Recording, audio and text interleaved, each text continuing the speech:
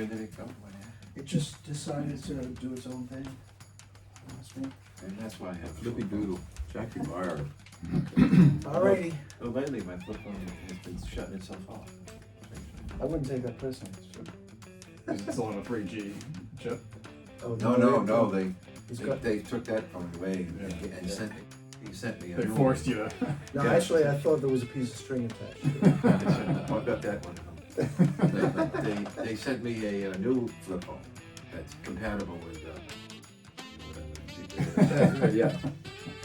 But the one they sent me it's a conspiracy. They just wanted it to be an actual defect, so I would break down and get a smartphone. Right. But Hold out. I'm still not biting. No. That's all my friends have smartphones. Yeah. It's, Yeah. are you ready to go? Yeah. Where we going? All right. Hold I'm on. going with you. Excuse me.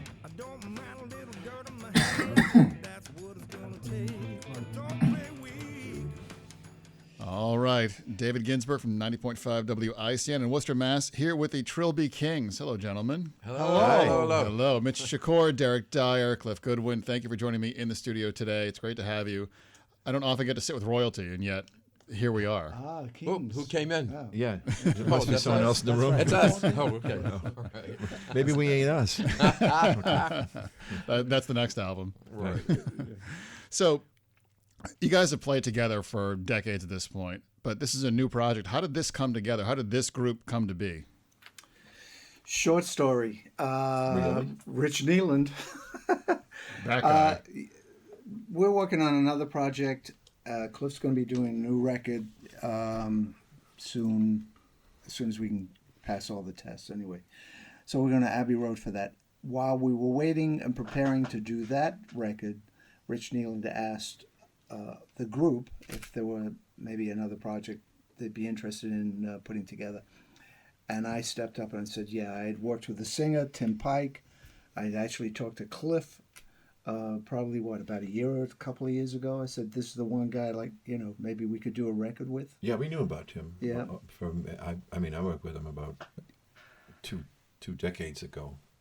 Oh, really? None of us are spring chickens. We've been doing this a long time. But he was the guy that popped out of the woodwork, really. Yeah. And so I met with Rich, and I played him some songs, and he researched Tim and said, yeah, I'd like to be involved with this. So then it's a matter of us coming together the way that we've always come together. We look at it, we listen to it, and everybody brings what they do. We work as a group, not just one person. But I guess I was the guy that kind of facilitated it out of the gate. So the head king.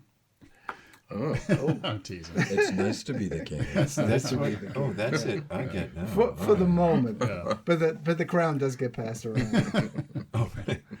I hear you guys say a lot things like "serve the song." That phrase comes up a lot, and when you talk about music, and I'm curious. We live in an era, especially where flashy, look at me playing, look at me, vocal styles, etc., which seems to be more flash than substance in many cases, is prevailing. What does the ethos mean now more than ever to serve the song? Mitch. Well, this how we were brought up performing was with these great artists that all they did was serve the song. A lot of the blues artists had amazing showmen and showwomen, just incredible. But it was always initially about the song. What that means is you've got this creation that's out in the ethos. If you think now of a song, it's there. But now when you get in and you actually start making it into something that people can hear, it's the honesty that it's performed with. It's the honesty that you say, for instance, a very simple song, you can really put your soul into it. And some other songs, like I always know Beatles songs, you just have to sing it, leave it alone, and sing the song. So serving the song is really about being there for what the song is even before you hear it. Yeah. I'm curious, and I have a follow-up question to that point. Part of the era we live in, and especially in our social media age, where everything is instant and disposable, and we hear about things like authenticity so often, and yet whether it's through auto-tune or a clever filming and a clever edit, that sense of authenticity seems to cut through. Like when I listen to your record, you're playing for the love of playing the music, and that comes through very evidently, versus something that's been manufactured by 18 different songwriters and 40 producers and the whole thing. Right. Does that kind of play into that? That notion of serving the song is just our ability to play the song, our ability to having played together for X number of years at this point informs that, and it's purely for the love of doing so versus that, we want to just sound great for this moment. Well, I'll just add one more thing. It's really, and I know for us when we do it, it's really about how we feel when we're creating that song, because again, we're creating it out of nothing through us. Yep. So it's our feeling that we put it out there and we say, this feels right. This feels like we did a good thing. Whether we're fooling around and being funny, where we're being serious, but we're doing it together and creating it. And I know there are a lot of young performers out there that really understand that and really know how to serve the song as well. They paid attention, and they're looking at their elders. Yeah. I think, and what you're saying, Mitch, is true. There are a lot of them that there's some good stuff out there. You got to really search for it. Yeah. But as far as we're concerned, it never wasn't serve the song. There's a difference. Yeah. We're gunslingers. Yeah. We only exist to shoot the other guy in the OK Corral. There's no virtual gunfight. When you listen to the record, what you're hearing is us all at the same time. Yeah. But everybody understands their place as the song is being formed. Well, that's So- the essence of a band, isn't it? Yeah, well, that's where we come from. So it's not about showmanship or presenting what you think is cool or trying to steal the moment from somebody else. When you work as a unit and you're serving the song, that means that you're all playing together and you're playing what needs to be there without overplaying. And then you follow the singer because they set the tone for everything. Well, that's the song, isn't it? Yeah. The singer sings it. Yeah, but it seems so simple, right? But we live in an age where not necessarily is that what's most important. Sometimes Well, it's fundamental for us. It is. Yeah. It is. We just live and breathe it that way. And like Mitch was saying, he's in touch with through his kids, this new generation who subscribe to what we never didn't know. Yeah. Right. That's the easiest way to put it. Yeah, exactly. We don't have to sit down as a group and decide something to serve the song. That's all we know. It's just inherent to what you do as musicians. It's just all we know. Yeah. You can't do anything. You can't decide. We're pre-programmed that Yeah. way. Yeah. Yeah, because decades. Right. We started playing in the mid '60s. That's a long time. So ago. there was no cut and paste, or Right. no.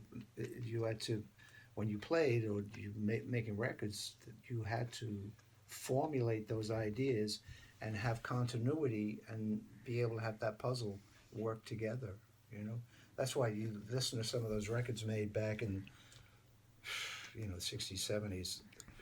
They're just ridiculous and the amount of time it took to make them. Yeah. Just genius at work. People serving the song, understanding what their job was. Yeah. And Mitch talked about the blues guys. They were great performers because they had to be. That's how they ate. Right. That's how because they weren't selling any records. They became legendary, but they had to eat. Right. So It was live performance that drove that. Right. Yeah, we didn't make when we all started. We didn't make records right away. We lived and died on a performance. You paid your dues in the most traditional sense. I suppose you could say that, but when you do something that's a passion, Yep. I get paid to drive. When you do something that's a passion, it's like okay. Yeah. It's just now lately because we're pushing 70. When the phone rings, the first thing out of your mouth. Well, when the first thing you do years ago, when the phone rang, the first thing you say is yes, Right. and the next thing is where, Right. and the third thing is Jakarta. But now it's like you say hi, where, first. I say what time. Well, yeah, well, it doesn't matter because it's early or not. It can't be. But I'm curious, you mentioned the age and things and the decades of experience, but in the era that we're coming through, the pandemic era, that's really kind of open-ended because we're never really coming out of this new change we've gone through. Unfortunately. Yeah. How does that, because for a lot of people in particular, the horrors that we've lived through the last couple of years and the illness and everything else, but also life, everyday life being put on hold. You can't go out and play gigs because there aren't gigs to play. Excuse me. You can't go and, book a show and do a one-off. Does it give you a renewed sense of urgency and time to produce and create and get it out there as much as you can? Can we change the subject? No. Because that, and as far as I'm concerned, I mean, I remember vividly, I'll never forget it, March 13th, 2020.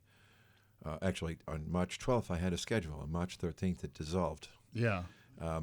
And it was... The entertainment industry was done. It was... Shut down. It was one of those things where, for me at least, it was incredibly unbelievable. So you didn't believe it until you're a couple weeks in, Right. and realized that, no, this is done. It's done. Yeah. Because And when you have a reason to be, and your reason to be is gone, let's change the subject. Well, so it was interesting because I actually I was very busy. Yeah. At March 13th, I had nothing, and then March 20th, I was really busy, and I saw a reset with a lot of the people that I worked with, especially a lot of singers and performers, a lot of Broadway people that I worked with. They get in touch with me to figure out what they were going to do because they had no work.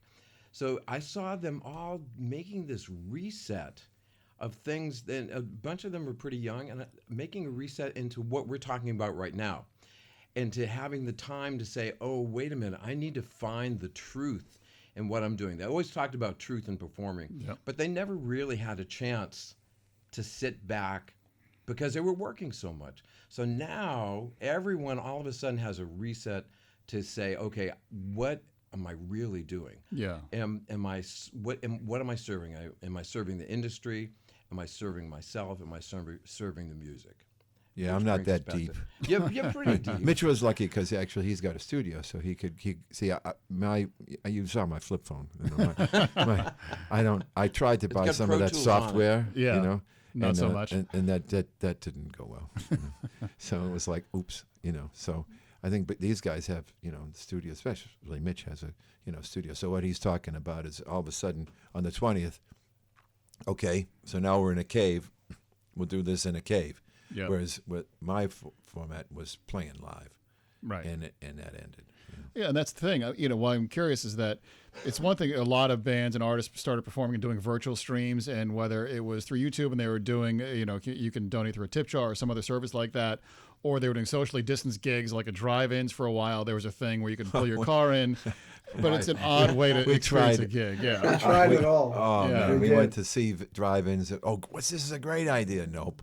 When you start to see what it takes for production and all the rest of it. We did. We looked at everything. Yeah. Oh, yeah, And you lose absolutely. that immediacy with the audience, right? Because you're not getting that energy to feed off of when you're on stage that's so critical as performers. Well, some of the people I play with, we did a couple of live streams, and it was really, really, really, really freaky because you'd finish this tune, da-da-da-da, bang, and it's crickets because there's no audience in the room with you. It's out there Right. in the ether. But the Crickets loved it. And they sent in their cricket money. Yeah. Oh, But to that point, so as we're able to start doing live gigs again to whatever capacity and able to make records, does it infuse the music you're making now and the way you play now with more, I don't know if meaning is the right word, but it feels more special to be able to go and do this again now that we're able to do some live shows and be back in the studio recording? I would say, as far as I'm concerned, we just picked up where we left off. Right now we could go and play. We don't have to, we just picked up where we left off. I don't think it didn't infuse anything. I mean, again, we go back to the fact that we're, out there age-wise. So a year in real time for us is 5 years. Yeah. Just Yeah, is. that's the hardest thing right now is time. With time. Yeah. That's what really keeps us busy, moving forward, is knowing that the clock is ticking like never before. Yeah. And try to get your work done. Yeah, I think that's kind of what I was getting at. Is that Yeah. it's when I don't know if any of you saw Bruce Springsteen on Broadway, but he talks in part of the show about you have a certain amount of time to do your work, to get it done, to leave your mark before it's over, and you don't realize how fast it goes until all of a sudden there's more in the rearview mirror than there is in front of you, and oh, geez, now what? Yeah. So let's take our time and move forward into a little bit of a happier subject. Thank you. Right. Well, with that, I think what Cliff is saying too is we just picked up where we left off. Yeah. There are a lot of, when you think about the Motown stuff, you had the Funk Brothers. When you think about, the Wrecking Crew. So Cliff and Deric and I we've been that. We sort of think alike, which is frightening sometimes. But when we perform, it's a bit of a hive mind. Yeah. So Hive mind? I'm That's reading much science better fiction name than these the days. Trilbee Kings. Hive mind. Hive mind. Yeah, but we can, so when we get a chance to be together and create, it really feels like a very every single time is a very special birth. Yeah, chemistry is key, Yeah. and I think we woke up to that fact many years ago Yes. that wow, we can play with other people, and do a fine job, but when we have this unit together, it's silly. Magic. Yeah. Magic. Yeah. Yeah, no, I mean the listener can decide if they like it or not, but the fact is it's silly because we can finish each other's musical sentences. Yeah, well, and last year I got to meet all three of you when you performed at our WICN Jazz at Sunset concert as part of the Mohegan Sun All-Stars. right. And you could see that chemistry on stage. You could see with the look that Mitch would look at Cliff and know immediately what the next thing was going to be, or Yeah. that Deric drops a subtle cue when he's playing the sax. And immediately the band knows where this is going next. And that's a very difficult thing to replicate outside of that chemistry you've built over so much time. You Well, can't. not only that, the best part about it is everybody's always lifting the other person, not getting in the way of the other person. And so it's a balance, right? Somebody's got the lead over here, everybody falls in behind and supports that person. And as the baton gets passed along, we all react the same way. So we're either in a supportive role of each other, Yep. or, it doesn't work. It's just, that's kind of what we built together. Man, you said lift because we don't just support. We No, lift we each lift. other. We lift each Yeah. other. Oh, We that's feel why like- my back is hurting. But I think that's really key. It's that we lift each other with joy. I know when Deric is doing something, I can feel it's just going. Okay, come on, here he goes. Let's let everybody look at our friend Deric is going. Really, that we lift each other. Yeah, we definitely do. Oh man, Yeah. can I quote you on that? You indeed. All right, I shall. I'll be right back. And it's something you miss when you're doing it, yeah. when you're in other environments. Yep. It's like, oh, wait a minute, why isn't this going there? Why can't it go there? But that's where the chemistry is magic. Sure. So I'm curious, with all that chemistry and all that magic, how did you decide on these 8 songs? I know 3 of them are new and 5 of them are covers, and I want to talk about some of these songs as we move through. But how did you choose these 8 songs for this record? A friend of mine that was in the Tina Turner band when I was there, unbeknownst to me, ended up moving, after a long story, to Haverhill. And through Facebook, we connected. And I was looking at another project, some other artist I was thinking about. And I knew he was a great writer. And he sent me a batch of tunes. And that was before Rich and I actually talked about what this project was. So I had him, and I played a couple. Remember that day? Oh yeah. Yeah, and because it was a female that's going to sing, and I said, "Do you think?" And Mitch said, "Yeah." And then all of a sudden, this project kind of came into the picture, and so I played those songs for Rich, and he says, "Yeah, I really like them," and I knew that the guys would do a great job in putting our spin on them. So then we started looking around, and I was working away, and I was listening to all sorts of records, and then Cliff was looking, and Tim, the singer, had an idea. So Cliff came up with the B.B. King tune, Never Make You Move Too Soon, Yeah, right? yeah. And then Tim came up with having a real bad day. The Taj tune. The Taj tune, and then I've got to take a minute and talk about a common ground here. We all put a lot of time in with Joe Cocker. Yeah. And if anything, Joe Cocker's MO, if you will, was every cover is new and everything new is a cover. So to me, I'm not a songwriter. So when you say, well, there's 3 new ones, and I didn't write any of them, so they're all covers to me. Yep. I don't care if they've been released before, because we're not going to do that version. Again, going back to Joe, the most famous Beatles cover ever in the world is with Little Help from My Friends, Joe's version. Right. You get the idea. I do. Where I'm coming with that. Yeah. So personally, to me, is if I didn't write it, and I'm not a songwriter, so that's not going to happen. The song is, they're all covers. It's what we can do with them. Deric brought those 3 tunes. I didn't know where they came from. Yeah. I just know I liked them. You know what I mean? Yeah. And then we had some others, and there's a version of Purple Rain on the record, It's fantastic. which I was going to talk about it. we feel the same way. Yeah. Now that could be construed as, oh, hallowed ground, don't touch it. Well, from our experience, says who? Right. You know what I mean? You got to take a shot at it. Oh, I agree. I have a couple of questions about Purple Rain in particular, because that version of it is really, I listened to that a couple of times, and it's really devastating, and just how deep, and especially with the gospel influence that's very evident. Yeah. It really caught me, and I'm not going to get into a comparison of original versus other versions of it, but You don't have to. It really stunned me, and just the way the melody flows through with the organ in the background, and then your saxophone's right up front, and just the soulfulness and Tim's vocals on that. It's that song. I mean, the whole album is terrific, but that song in particular is just that stopped me in my tracks in the midst of everything else going on. Yeah, and you make that point again. Everybody in this room has $20 in their pocket, but my $20 will feed somebody if I choose to. It's as simple as that. So we didn't look at Purple Rain like, oh God, there is a story that goes with it. I don't know if you want to. Nah, I think we'll leave it. Okay. We kind of had it in the can. It was a different time, different place. And as we were building this record, we were in production rehearsals. And again, Cliff said, well, what about Purple Rain? And we also had the Steeler in the can. And we played him for Rich. And Rich said, yeah, we can make him a part of this project. So we recorded 6 songs in L.A. that we knew that we'd do a great job with.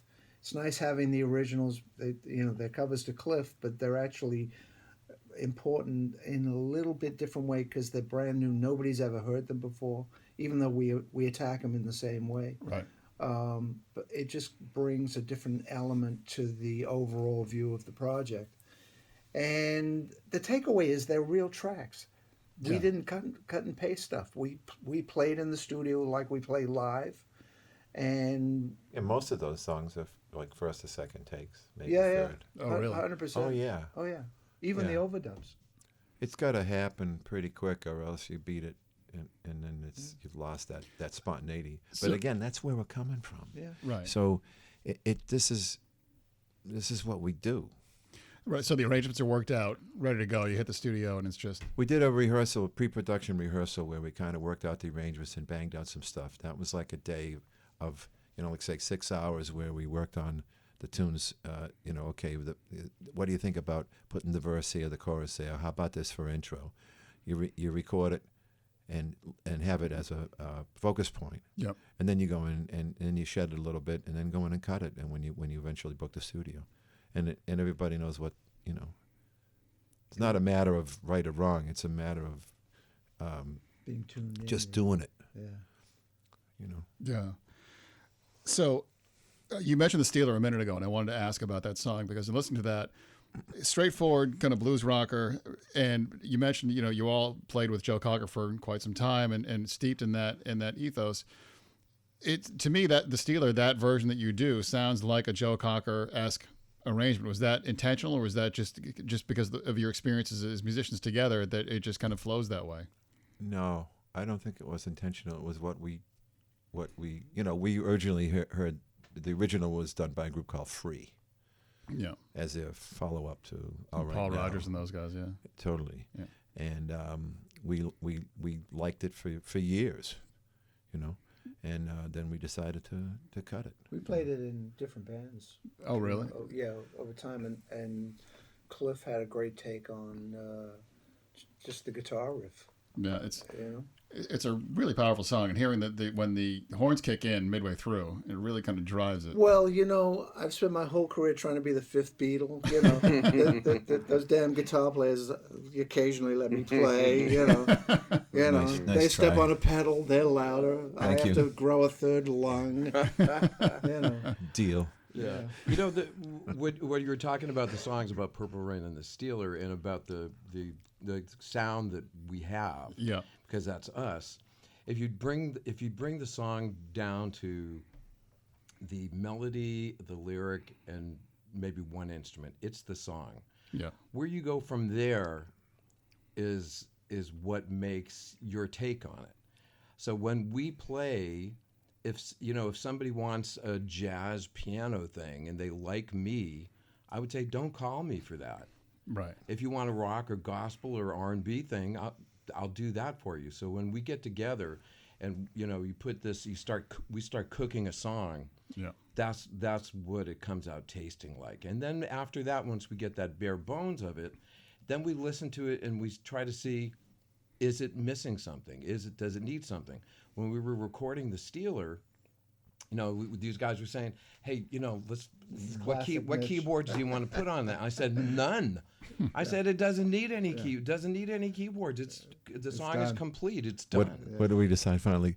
Let's put bongos on it. Bongos. Well, but so that's really that's it. So, congas, by the way. yeah. Oh, that's the same thing. only Shortchanging bigger. me there. So I think that really speaks to, what we do. If we were doing the Steeler live, unless I was feeling really lazy, I'd play something, but I'd stay out of the way or find, maybe this would taste nice in here. But Yeah. so we didn't, we don't need to do it, but we take the song, the melody, the lyric, and its rhythmic structure we can change. Like Yeah. Cocker changed "Help from My Friends." Yeah. But then Or everything else he did. We put Yeah. exactly. Yeah, or We put Dylan that rearranging there. every song he does every night. Yeah, exactly. And to Mitch's point, he talked about live. I guarantee you, when we do these songs live, they're going to be versions of them. Yeah, absolutely. We're not, and it goes back to our infancy, if you will. Yeah. When you used to go see The Who, they did My Generation, but it wasn't like the record. No. It was there, but it wasn't like the record. You know what I'm saying? Yeah. It wasn't until, decades later when the record companies, when commerce tried to squash art, Yeah. that everything had to be, Just perfect. like the record. Yeah, Yeah. perfect. And that's where you get into trouble. Yeah, in the 80s when every hair metal band suddenly had a ballad because the record company said, you got to record a ballad, the kids are loving these right now. Yeah, that's right. They take out a 12-string acoustic Yeah. guitar, have the red light come on, Yep. and a stool, Well, that's the epitome of soullessness, play a E minor 9 chord. There you go. And the lighters go off. There you go. That's it. I miss those days. They still exist. Except now everyone holds up except for Cliff, cell phones, and the lights go on Right. that way. Right, the candle on the cell phone. We barely knew ye.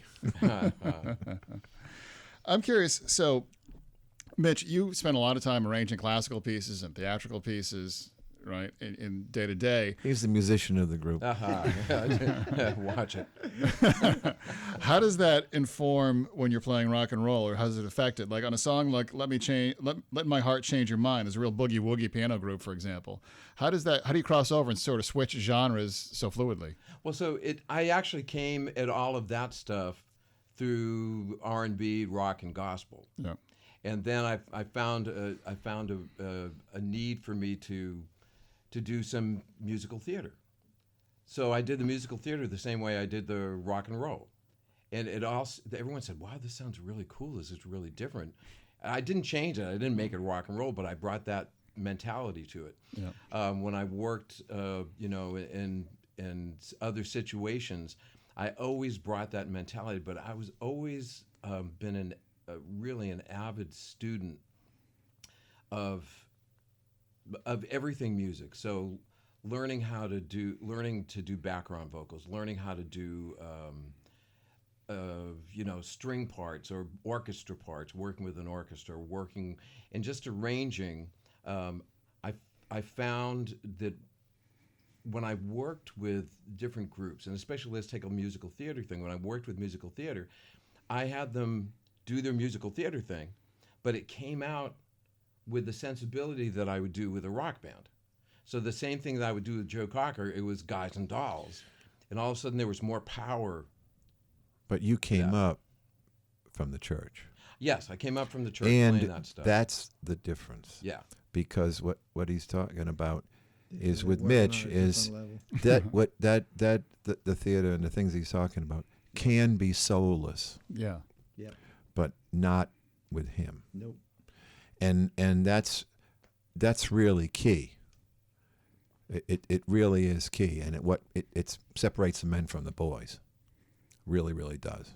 Yeah. And might I add that with that song in particular, the way that song was put together with a key change at the end, and then working into essentially a choir at the end. The whole choir thing was really kind of crazy. There's like so many tracks, but The miracles of modern recording. right. Sing then- it again. Then we decided to bring the band down and let the choir finish the song. Oh, because we used up as much of the fade as we could. I used it all the way to the end. I'm always a fan of like keep going, going. But we also know from our experience at making records that sometimes someone doesn't want you to keep going. It's usually the record company or the A&R guys. How's this gonna be a single? Oh God, don't start that. But what was wonderful is the way that the choir was arranged at the end. When the band goes away, there's two different things going on. There's a counterbalance to it as well, isn't it? And with you didn't hear it the way it was until the band was taken out, and I said, "Oh my God, listen to that! It's just a whole different life." Right? Yeah. Well, it was pretty simple, wasn't it? I mean, the band was getting boring. Let the singer sing. Yeah, if it's Stravinsky or Beethoven or Micheal Jackson, the idea is the same. It's just the execution that you have to have different, and every piece brings a different feeling and a different element to it. Yeah. And I think that's where that thinking about arranging that way. And you're happens. still talking about the essence of soul. The essence of soulfulness. soul, always Yeah. so. Yeah. Absolutely, always so. And that's something that you can't buy. It's an intangible. That's where it gets tricky, because feel it. you brought up the environment we're in now, Yep. which, as far as I'm concerned, with a few exceptions that you can find if you really search for, it's utterly soulless. It's a shame, really, really is, and that's why Paul McCartney tonight can still do 30,000 people. That's right. He's 80 years old. Yeah. Why is that, Cliff? Well, because you're talking about reality and soulfulness versus non-reality and not soulfulness. Yeah, I mean, I can take it a step further, and I can name a zillion bands. But like, I remember seeing Leonard Cohen. The last time I got to see Leonard Cohen was his last tour before he passed away. He was 75, 76, something like that. Dapper three-piece suit, Trilby hat. Trilby hat.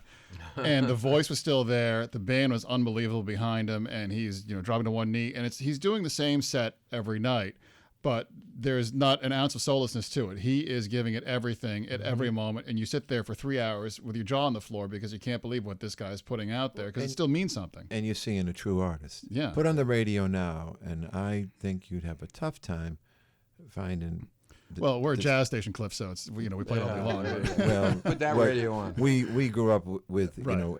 AM top 40 radio, Right.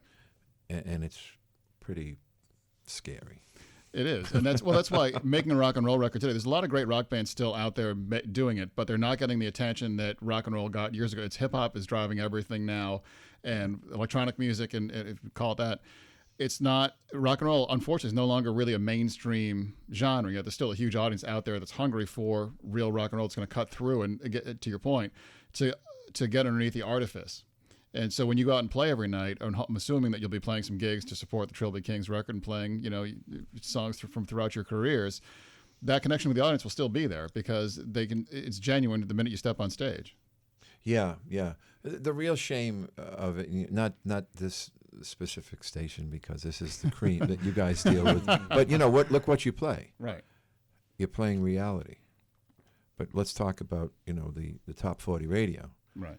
You say there's no place for rock and roll. I'll go so far as to agree with you to the nines. If Free got back together and made a new song, there would be no place to play it, even though there's a classic rock radio playing all right now, somewhere in this world. Correct. But the classic rock radio wouldn't add it.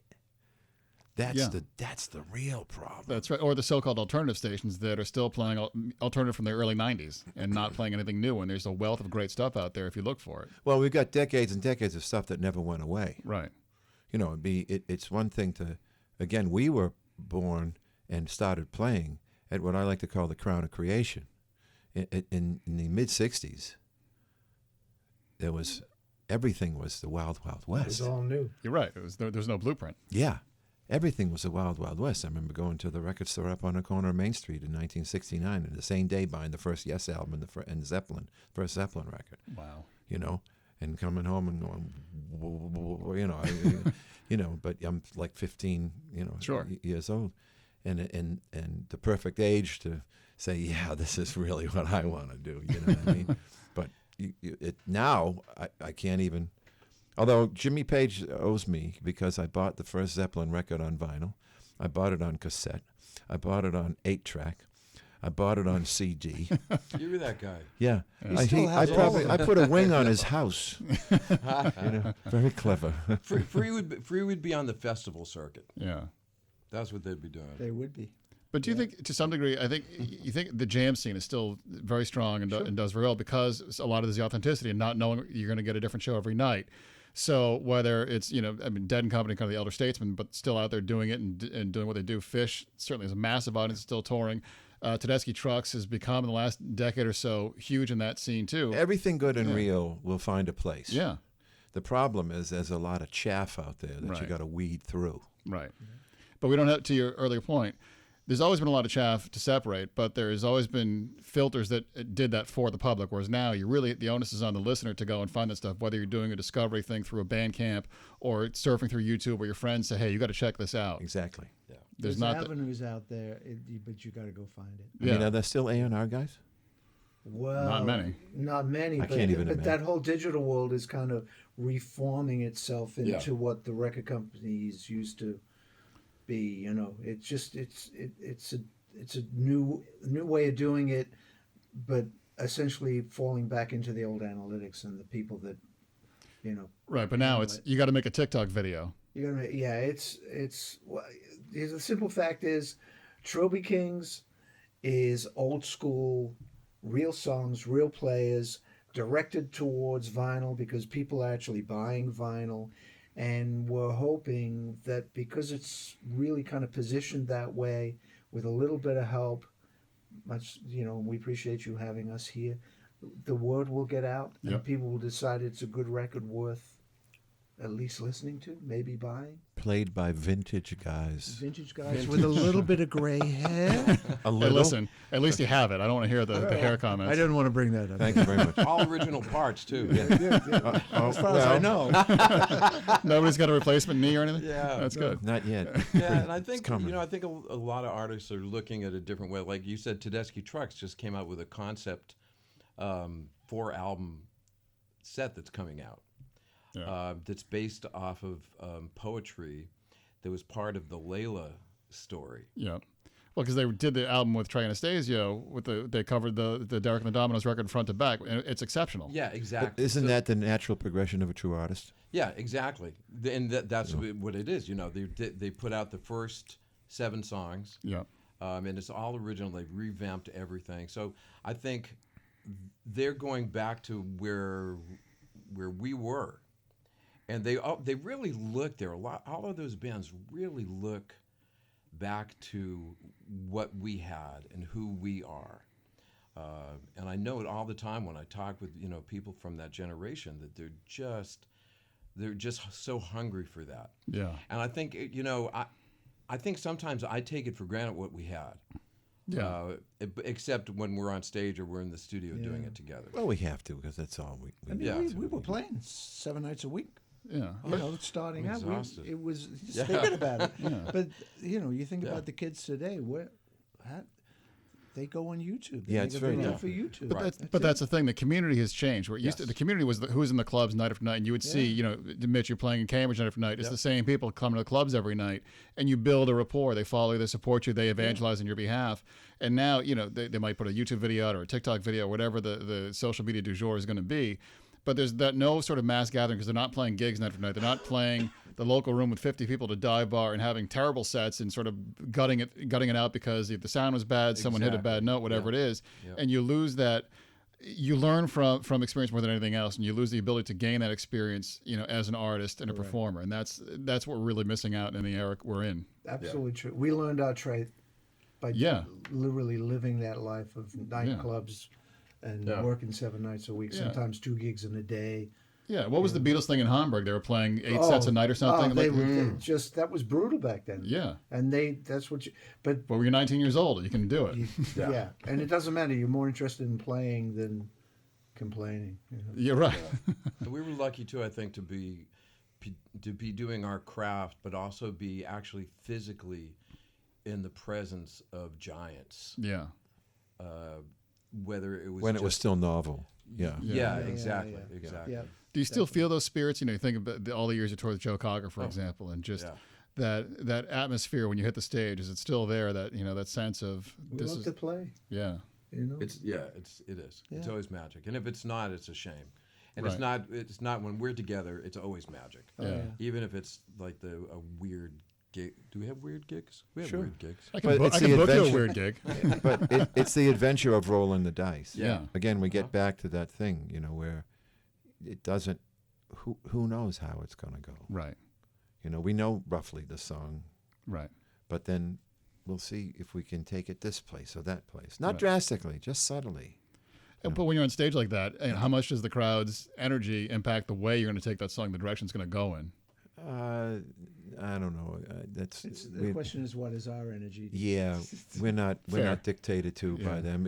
When we were young, you talk about doing a gig 6 nights a week in the same joint, where you had to understand how to reinvent yourself to those same people that came, so it didn't become boring for everybody. Yeah. But I don't know if we get in a situation where the audience makes us do one thing or another. I think we don't. Yeah. Because I think we know what's good. Yeah. We Well, we know know when we we know do and something we- good. yeah. And if the audience hates it, which they never do, of course, folks. And we said, wow, that's really great. Yeah. Because not that we're just trying to please ourselves, but we're trying to Enjoy it. We're trying to enjoy it. We're trying to feel pleased that we went out there and played And our if you want to hearts. come along for the ride, Come on, Join there you us. go. All right. I got to go. Let's do this. And I'll tell you what, here's a little hint. When you see us play, you'll really enjoy it. But watch for every so often where Cliff or Deric and I will wink at each other or laugh about something because something just happened that we find amusing. find amusing, and we do amusing things. So that's a little secret. So check that out. That's the best part. That's the adventure. Yeah. The adventure of it. If it's the same all the time, then that takes the life out of it. For sure. Well, I was going to ask if it's still fun, but it obviously is still very fun. And we wouldn't I would do love it. to be there. Yeah. So my last question is, what's next for the Trilbee Kings? Dinner. TikTok. TikTok, yeah, you're right. Great. Yeah. See, that's what we've come to. We've got a YouTube. No. I guess the only way to answer that is that We don't know. We'll see. the product is going to be available very shortly. Yep. Vinyl is in production right now. Yep. There's a wait list on that because it's so popular at the moment. So that's going to be delayed a little bit, but we'll have CDs and USBs. And I had a show that was canceled a couple of years ago, right? It felt what is it, March 13th. Mine was like April 4th, and it has been rescheduled for the Kowloon on Route 1 in Saugus. Yep. And so the way that we've been developing these shows is, it's kind of under my name, but we've always worked. Depends on who's in the chair at the time. This particular gig is mine, but Cliff always plays some stuff. Mitch does some stuff. I do some of my stuff, and for this show, it's also going to be the Trilbee Kings, and we'll also resurrect some Cocker stuff, and because I work with Tina Turner, some Tina stuff as well. So it's going to be this kind of review, which is again going back in time Sure. to how things started back in the 60s. And it's going to be just a really wonderful set of all these great tunes. And everybody gets to shine, you know. And everybody should come out and see them when they come to your town. But yeah, that's all. August 14th, Kowloon. Does it, and Saugus. by the way, does it give you a thrill to some degree that vinyl's had such a big comeback after all these years, and vinyl was dead, now all of a sudden vinyl's the hottest product in the business? Well, it just takes you right back to, we've Yeah. been talking about this, and Cliff doesn't really understand, but that's okay. I really don't. I think CD is the best format ever. Well, it's you can store indestructible. more of It them. never wears out. You know, I mean, and we've been through this. We started with vinyl. You know, the little record player. Oh yeah. You know, and then 8-track cassette. I remember fixing cassettes. You know, you get Oh, the sure. Maxell ones with a little Yep. Phillips head. You could take them apart and re-groove them. A pencil. You know, yeah, Yes. and make Oh, yeah. your own little tapes and stuff Oh like sure. that. I used to tape I songs think- off the radio. Yeah. So, but you know what? So now, okay, big deal. You know, But But the, that said, but the takeaway, literally, What is the takeaway? The takeaway is that it's a connection to the music. Yeah. You get to look at it, you get to touch it, you get to be a part of that actually you're right. Right. The Yes. gatefold, playing all it. that You stuff. turn it Yeah. over Yeah. for side two. Yeah.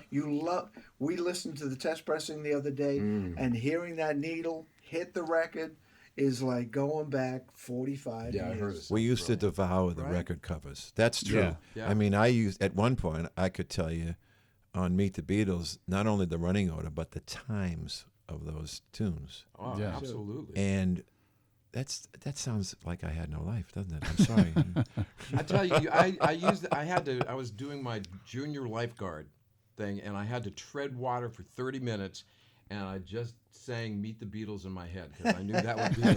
It was only 30 minutes. It was only 30 minutes. It was actually it was That under is 30 funny. minutes, so I had to do a skip at the end. You had to ad lib. I had to add that. And the last track was. The last track was "Not a Second." Look, I can't do that. Can I? Oh no, you can't say it, Okay. can you? Oh, can you? You can't sing Well, it. it was called "Not a Second Time" Right. by some John dude. Right, thank you. Yes, absolutely. No, but I mean, okay. We know there's some benefits. It's just format wise. Sure. It's like, I can't bring the record right now. If that record was in my car, it'd be warped because the car's like 90 degrees. And the CDs don't. They're Stop going, indestructible. Did you Thank ever you. put a turntable in your car? You never did, though, right? But I wouldn't put it past you. Because when we first started working together, you had a cassette player that was wired somehow, but it wasn't in the dash. Right? No, You that's remember true. That? That's true. It was And on also, the was there on was the no hump. thermostat in the car either. So Well, I came up with this great idea to take the thermostat out of the car because it would run cooler. But I forgot to put it back in the winter. in the winter it was brutal. It got up to maybe 18 degrees on a winter If night. You know? that. There was frost what on we the do for inside. rock and Yeah, roll. the windshield wipers would go in time with whatever cassette was in there. Yeah. No ballads and no heavy rain. But Throw no, on you- some more you- Nat no. Coleman. Watch what happens. You're right, Deric. I had, but I mean, that was cassettes, Yeah. and And you had to, and I would be between him and Kevin, and this cassette player would be like between my feet. I said, don't step on the wires. But it didn't Okay. skip. It didn't skip. No. Sometimes it would go. And now your album's coming out on vinyl and USB. We've gone back in time. Yeah, really. And CD. And CD. And CD Yeah. and USB. Yeah, that's what I mean. The Three USB. formats. Yeah. Yeah. The USB thing is amazing. It's a whole Yeah, different. that it is. I It mean, really it really, is. really is. Except Yeah. for the fact that, forget it. I still And we'll love do CDs. it live for whoever calls us. Okay. And the number you want to call is 508. Guys, thank you so much. The Trilbee Kings, the Cheers. record is out. Thank you. By the time you get to hear this interview, it's terrific. Support them, support rock and roll. Thanks so much for being here and doing this today. Really Hey, appreciate it, thank you. guys. Thank All you for right, having thanks. us. Our pleasure. Cheers, man.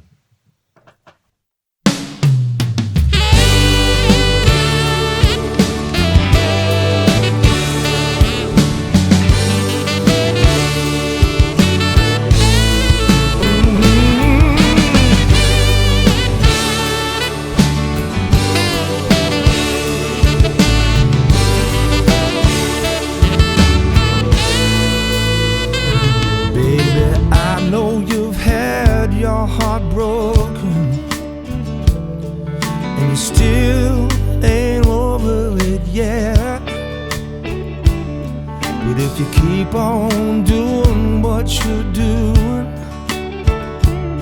you're gonna keep on getting what you get.